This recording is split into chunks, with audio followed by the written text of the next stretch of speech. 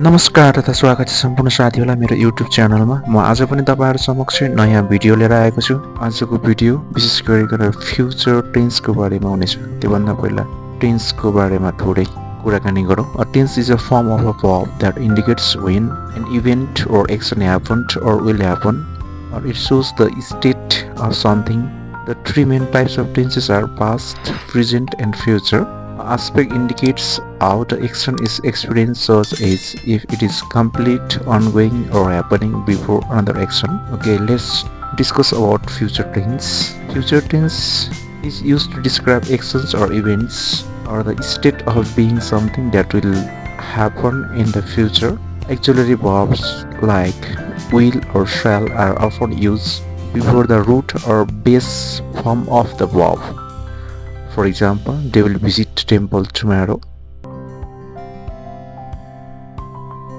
Future tense को पनि चारवटा एस्पेक्टहरु छन्। Simple, continuous or progressive, perfect and perfect continuous. सबैभन्दा पहिला हामी सिम्पल एस्पेक्टबाट कुरा गरौँ। Let's start from the simple aspect of future tense. Okay, let's study the following examples which are in simple future. I will meet him later, or we can say you will come, it will rain tomorrow, she will be late, you will help us later, we'll get married in September, you will cook dinner. Okay, यो दिएको एक्जाम्पल्सहरु सबै simple future टेन्समा छ। यसबाट हामीले यस्तो खालको structure generate गर्न सक्छौं। ती सम्पूर्ण एक्जाम्पलहरुमा सब्जेक्ट सँग shall अथवा will एक्जुलेरी verb सँग verb 1 अथवा root form of the verb use गरिएको छ। त्यसपछि object singular subject he she it सँग will एक्जुलेरी verb प्रयोग गर्नुपर्छ। त्यसैगरी plural subjects you र they सँग पनि will नै प्रयोग गर्नुपर्छ र जुन फर्स्ट पर्सन सब्जेक्ट I र we सँग shall प्रयोग गर्नुपर्छ भनेर ट्रेडिसनल ग्रामरले भन्छ। तर अहिले जनरली सबै ठाउँमा will नै प्रयोग गरेको देखिन्छ। एक्जुलेरी verbs चाहिँ shall र will हो फ्युचर टेन्सको। shall र will कसरी प्रयोग गर्ने र यसको मिनिङ के हुन्छ यसको बारेमा थोरै डिस्कस गरौँ। shall is an auxiliary verb or helping verb that's used to form the simple future tense. Traditionally, shall is used with I and we in the first person, while will is used with all other persons, you, he, she and they. However, most English speakers don't follow this rule and the two words are often considered interchangeable. यसको मतलब सबैसँग अहिले use प्रयोग गरिन्छ भन्न खोजेको हो र यो जुन ट्रेडिसनल ग्रामरले फर्स्ट पर्सन I र we सँग shall प्रयोग गर्नुपर्छ भनेर भन्ने गर्थ्यो। तर अहिले त्यो रुल सबैले फलो गर्दैनन्। सबैसँग हामी जहाँ पनि will नै युज गरेको देख्छौं। In modern English, shall is generally used with I and we in the future tense to make suggestions, offers or ask for advice. र अहिले चाहिँ shall जनरली I र we सँग सजेसन दिनको लागि, अफरिङ गर्नको लागि र एडभाइस दिनको लागि प्रयोग गरिन्छ। जस्तै यहाँ उदाहरण हेरौँ। It's getting late, shall we go home, or shall I invite Lucia and Jill to the party? Shall can also be used in statements to make them more formal, such as we shall never forget the holiday we had in Vietnam. Simple future टेन्सको transformation र सुरुमा हामी negative बनाउने कुरा सिक्दैछौँ। I shall meet him later, I shan't meet him later। यहाँ will र not लाई सर्ट फर्ममा won't र shall र not लाई हामी सर्ट फर्ममा shan't लेख्न सक्छौँ। You will come, you won't come, it will rain tomorrow, it won't rain tomorrow, she will be late, she won't be late, he will help us later, he won't help us later, we will get married in September, we won't get married in September, they will cook dinner, they won't cook dinner।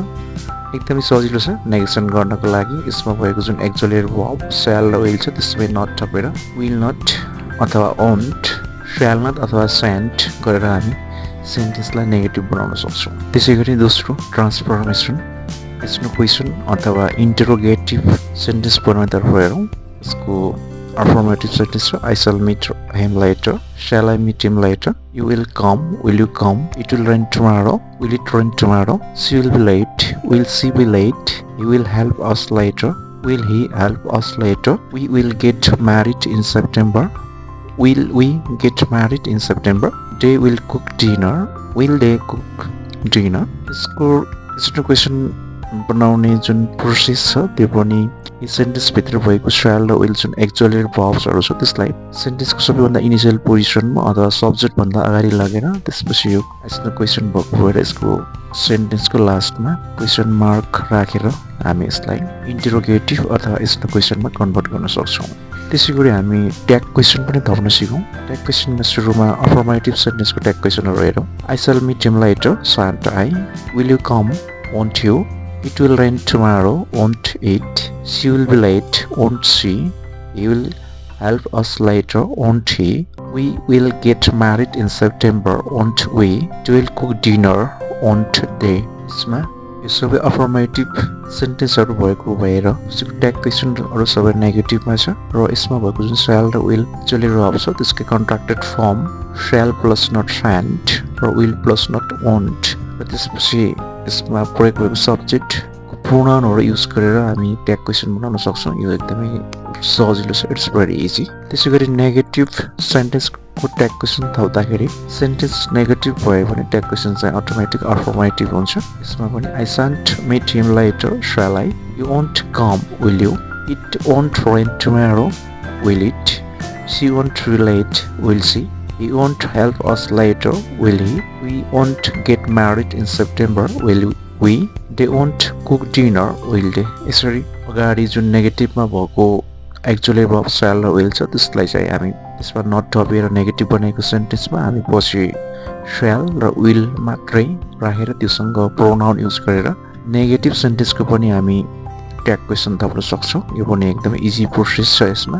त्यसै गरी हामी कहाँ future simple future टेन्सलाई use गर्न सक्छौँ भन्ने कुरा हेरौँ। Generally यसको धेरै ठाउँमा पढेको हुन सक्छ, म यहाँ केही मेनली युज हुने टपिकमा मात्रै डिस्कस गर्नेछु। Okay, the first one is to express future actions. Okay, we use the simple future tense to talk about actions or events that will happen in the future. Okay, look at the examples. I will meet you at the park tomorrow. You will travel to Europe next year. Okay, यो सेन्टेन्सहरूले फ्युचरमा हुने एक्सन्सहरूलाई चाहिँ express गरिरहेको छ। त्यसै गरी अर्को प्रेडिक्सन्स छ। प्रेडिक्सन्स भनेको चाहिँ भविष्यवाणी हो, पछि हुने कामहरूको बारेमा चाहिँ गेसिङ गर्ने, अनुमान गर्ने काम। The simple future tense can be used to make predictions or express beliefs about the future. Okay, look at the examples. It will rain tomorrow. You will be a successful businessman. यो सेन्टेन्सहरूले predictions expression गरिरहेको छ। त्यसै गरी third use छ to express promises or offers. We use the simple future tense to make promises or offers. Okay, look at the examples. I will help you with your homework. Shall I open the window for you? Okay, these sentences expresses promises or offers. Okay, the fourth use is to express scheduled event or scheduled events. The simple future tense is used to talk about events that are scheduled to happen in the future. Okay, as for example, the concert will start at 8 p.m. The meeting shall take place on Monday. Okay, these are pre-scheduled events.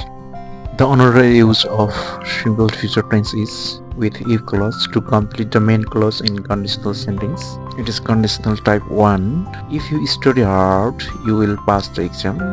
If it rains, I won't come to school.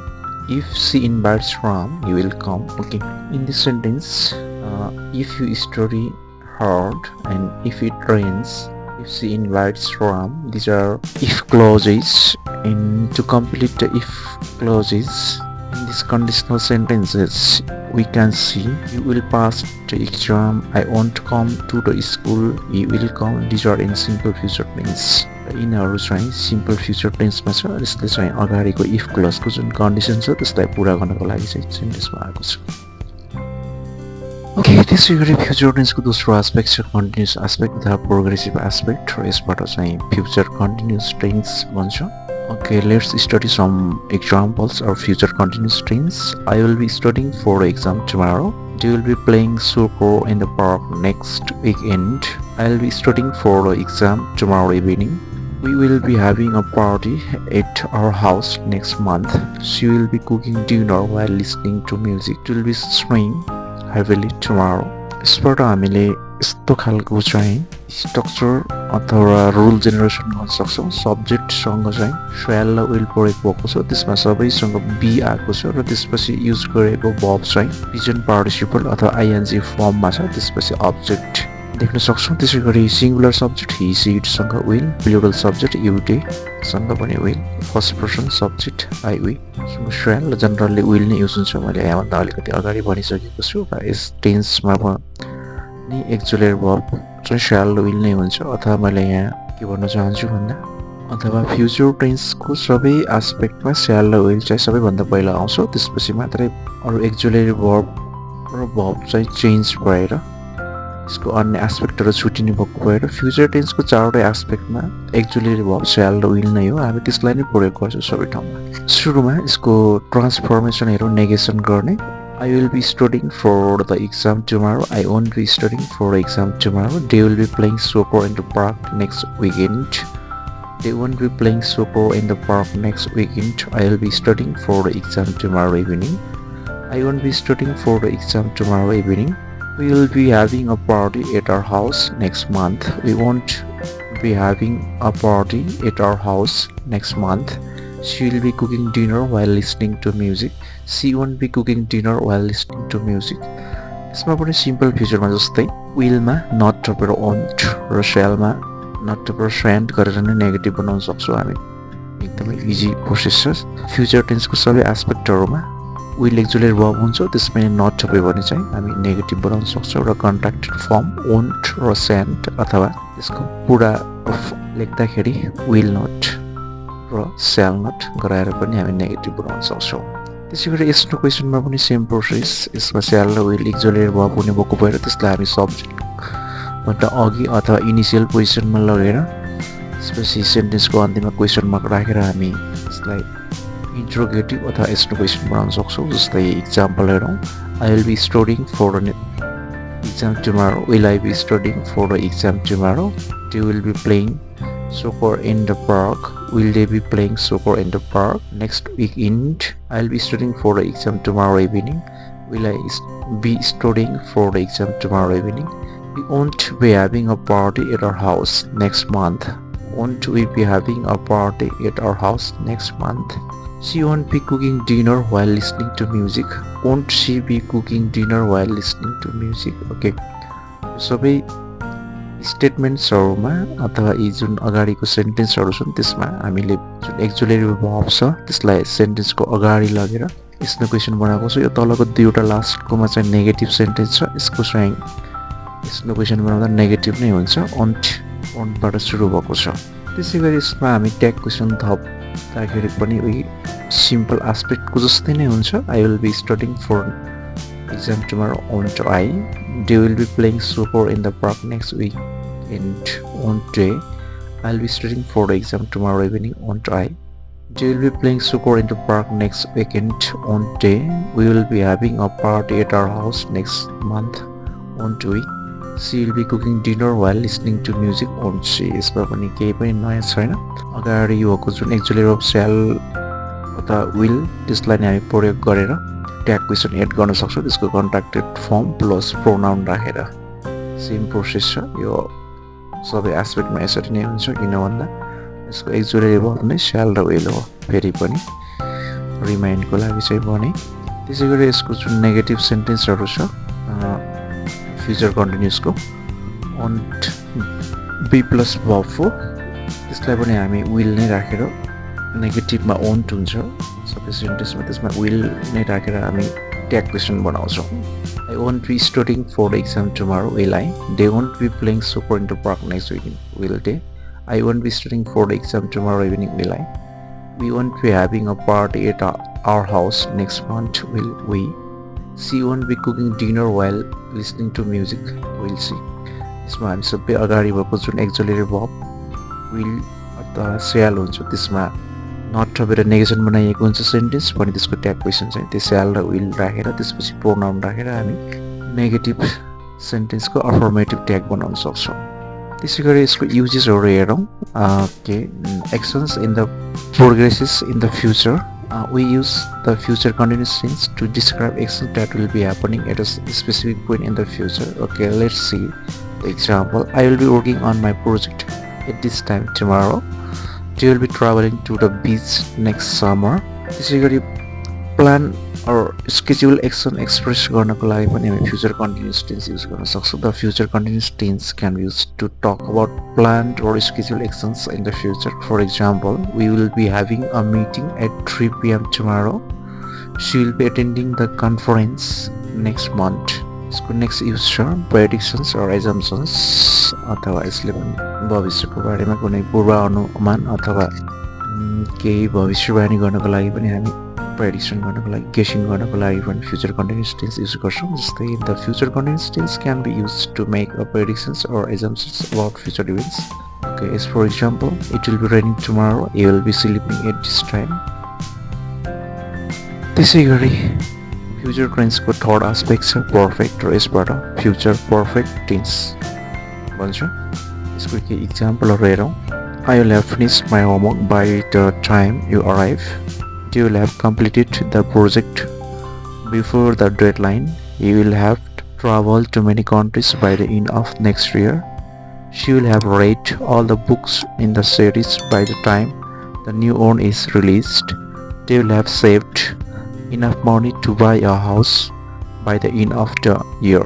यो सेन्टेन्सहरुलाई यसो analyse गर्दाखेरि subject त्यसपछि will र shall auxiliary verb अनि त्यसपछि सबैमा have र त्यसपछिको जुन verb छ त्यो चाहिँ verb को past participle form अथवा verb 3 मा देखिन्छ र यसबाट हामी यस्तो खालको रुल जनरलाइज गर्न सक्छौं. Subject shall will plus have verb 3 or past participle verb and object.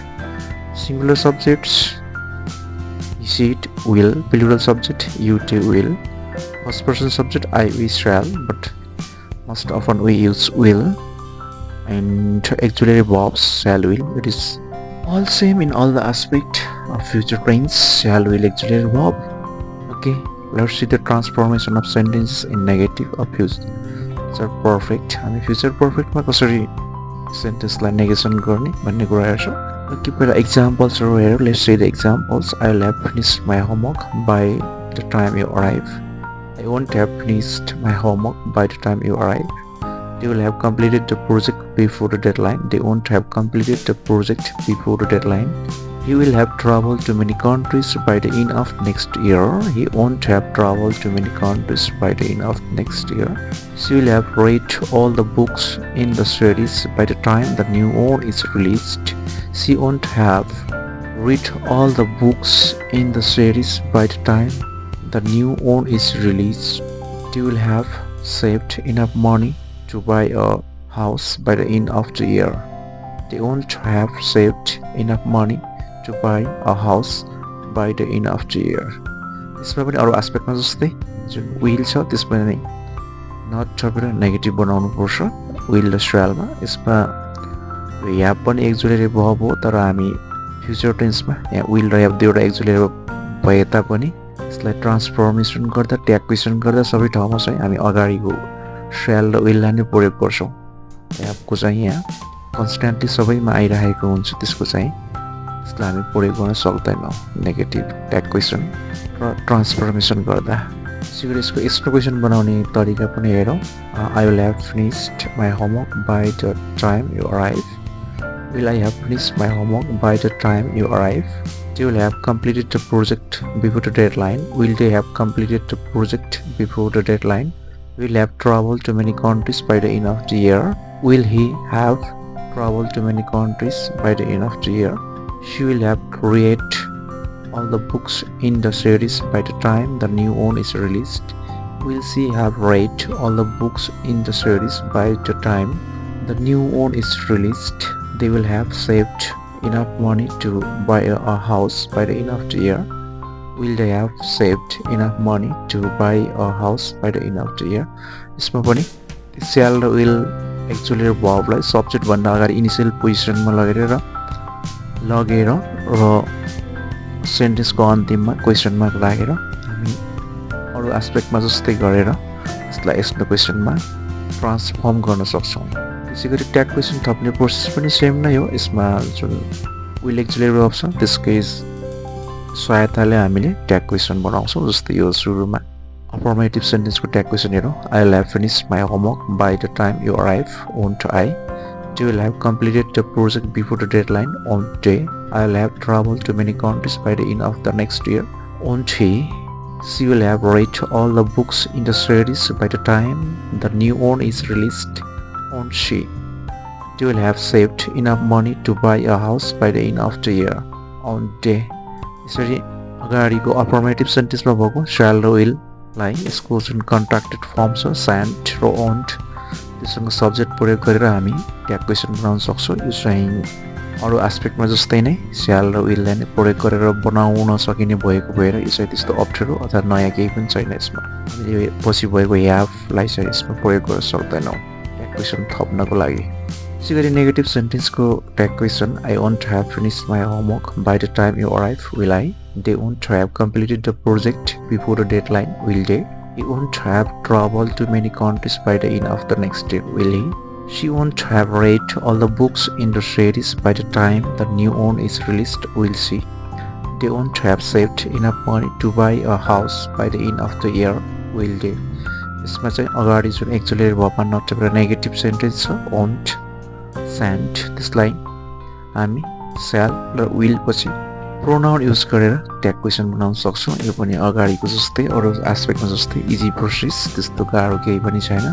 Finally हामी यसको फ्युचर पर्फेक्टको फङ्सन्स अथवा हामी कहाँनिर युज गर्न सक्छौँ यसलाई भन्ने कुरा हेर्छौँ।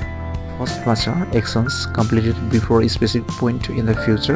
We will use the future perfect tense to describe an action that will be completed before specific point in the future. यसले चाहिँ भविष्यमा कुनै समय भन्दा पहिला यो काम चाहिँ पुरा भइसकेको हुनेछ भनेर त्यस्तो खालको आशय प्रकट गर्दाखेरि अथवा त्यस्तो खालको चाहिँ इन्टेन्सन एक्सप्रेसन गर्दाखेरि हामी फ्युचर पर्फेक्ट टेन्सको युज गर्छौँ। जस्तै इक्जाम्पल हेरौँ, I will have graduated from college by the time I turn 25, you will have finished the construction of the building by next month. Next use is speculating about past actions from the future. यसमा चाहिँ बितेको समयको अनुमानको आधारमा भविष्यमा यस्तो हुनेछ भनेर अलिकति अनुमान गर्ने खालको अनुमान गर्नको लागि पनि हामी फ्युचर पर्फेक्ट टेन्सको प्रयोग गर्न सक्छौँ। जस्तै यहाँ इक्जाम्पल हेर्न सक्छौँ, he will have regretted his decision once he realizes the consequences. She will have known the answer to the question before anyone else. And finally, future tense को चौथो एस्पेक्ट छ perfect continuous र यसबाट future perfect continuous tense भन्छ। Let's study the following examples. Future perfect continuous को केही उदाहरणहरू हेरौँ। I'll have been studying for 3 hours by the time you arrive. She will have been working on the project for a week before the deadline. She will have been living in that house for 10 years by the end of next month. We will have been waiting at the restaurant for an hour before our reservation. You will be exhausted because you will have been working all day. यसरी यो इक्जाम्पल्सहरू हेर्दाखेरि यसमा सब्जेक्टसँग shall र will एक्जुलेरी verb र त्यसपछि सबैमा have been सबै सेन्टेन्सहरूमा have been use भएको छ र त्यसपछि जुन युज भएको मेन भर्ब छ यो चाहिँ प्रेजेन्ट पार्टिसिपल अथवा भर्ब आइएनजी मा रहेको छ। यसबाट हामी यस्तो खालको रुल जनरलाइज गर्न सक्छौँ। Subject shall or will, have been, verb ing and object. Singular subject or with plural subject we can use will, especially for first person I and we can use shall also. यसको सबै एस्पेक्ट्समा एक्जुलेरी verb चाहिँ shall र will। अब हामी यसको sentence transformation हेर्छौँ। सुरुमा affirmative सेन्टेन्सलाई negative बनाउने प्रोसेस। यसमा भएको जुन will एक्जुलेरी भर्ब छ त्यसमा नट थपेर हामी यसलाई नेगेसन गर्न सक्छौँ। जस्तै examples, I will have been studying for 3 hours by the time you arrive मा I won't have been studying for 3 hours by the time you arrive. They will have been working on the project for a week before the deadline. They won't have been working on the project for a week before the deadline. हामी सबै इक्जाम्पल्सहरू हेर्दाखेरि जुन यो future टेन्सको सबै एस्पेक्टमा भएको shall र will छ त्यसमा नै not थपेर नेगेसन गराउन सक्छौँ। यो चाहिँ अरू एस्पेक्ट्सहरूको जस्तै सेम छ, त्यसकारण यो एकदमै इजी छ। त्यसैगरी ट्रान्सफर्मेसनको अर्को पार्ट छ इन्टरोगेसन अथवा यसलाई क्वेसनमा चेन्ज गर्ने। यसको इक्जाम्पल्सहरू हेरौँ। I will have been studying for 3 hours by the time you arrive. Will I have been studying for 3 hours by the time you arrive? They will have been working on the project for a week before the deadline. Will they have been working on the project for a week before the deadline? यसको यो pattern हेर्दाखेरि अरू अन्य एस्पेक्ट्सहरूमा जस्तै गरेर यो सेन्टेन्समा स्टेटमेन्टमा भएको जुन विल एक्चुअली verb छ त्यसलाई नै सेन्टेन्सको सुरुको पोजिसनमा अथवा सब्जेक्टभन्दा अघि लगेर र लास्टमा यो क्वेसन भएको कारणले क्वेसन मार्क राखेर हामी यसलाई क्वेसनमा कन्भर्ट गर्न सक्छौँ। यसरी नै सबै सेन्टेन्सहरूलाई क्वेसन बनाइएको छ। यो इजी छ, अरू एस्पेक्टमा सिकेकै कुरा, यसमा केही पनि नयाँ कुराहरू छैन। एक्चुअली verb चाहिँ सबैमा सेम भएको कारणले। त्यसैगरी फ्युचर पर्फेक्ट कन्टिन्युअसमा ट्याग क्वेसन थप्न सिकौँ। यसमा पनि अरू एस्पेक्टमा जस्तै गरेर जुन shall र will एक्चुअली verb छ त्यसलाई नै प्रयोग गरेर हामी ट्याग क्वेसन बनाउन सक्छौँ। एक्जाम्पल्सहरू हेरौँ। I will have been studying for 3 hours by the time you arrive मा won't I छ, अगाडि भएको एक्चुअली verb will लाई प्रयोग गरेर ट्याग क्वेसन बनाएको छ। त्यसैगरी they will have been working on the project for a week before the deadline on day, यसमा पनि सेम रुल। यसरी यसको ट्याग क्वेसन बनाउने प्रोसेस पनि अरू एस्पेक्टमा जस्तै will एक्चुअली verb सेम भएको भएर अफर्मेटिभ सेन्टेन्सको अन्तिममा shall अथवा will लाई सर्ट फर्ममा shan't, when, won't र त्यसपछि प्रोनाउन राखेर ट्याग क्वेसन बनाउन सकिन्छ। त्यसैगरी नेगेटिभ सेन्टेन्स जुन चाहिँ फ्युचर पर्फेक्ट कन्टिन्युअसमा हुन्छ त्यसको पनि हामी त्यही shall र willमा भएको जुन नेगेटिभ छ त्यसलाई नै पछि लगेर shall अथवा will राखेर त्यसको आधारमा त्यसपछि प्रोनाउन युज गरेर ट्याग क्वेसन बनाउन सक्छ। जस्तै इक्जाम्पल हेरौँ। I won't have finished my homework by the time you arrive. Will I? They won't have completed the project before the deadline. Will they? यसरी सेन्टेन्समा भएको जुन will नट थपेर won't बनाइएको छ त्यसको त्यही एक्चुअली verb will अथवा shall लाई प्रयोग गरेर लास्टमा will he, will they, will I त्यसरी नै ट्याग क्वेसन बनाइएको छ। यसरी सेन्टेन्स नेगेटिभमा हुँदाखेरि जुन shall र willमा नछ त्यही हटाएर लास्टमा त्यसलाई नै युज गरेर ट्याग क्वेसन बनाउन सकिन्छ। यो पनि अरू एस्पेक्टमा जस्तै हो, त्यस्तो गाह्रो छैन। अब हामी कहाँ प्रयोग गर्न सक्छौँ त फ्युचर पर्फेक्ट कन्टिन्युअस हेरौँ। सबभन्दा पहिला फर्स्टमा actions in the progress before a specific point in the future. We can use the future perfect continuous to describe actions that will be going on, ongoing, and in progress for a period of time before a specific point in the future. Okay, let's say example. I'll have been living in this city for 5 years. By the end of next month, they will have been practicing the piano for hours before the concert starts. Okay, next use is duration of an action in the future. यसले भविष्यमा हुने कुनै कामको समय अवधिलाई express गर्नको लागि प्रयोग गरिन्छ। जस्तै एक्जाम्पलहरू दिएको छ।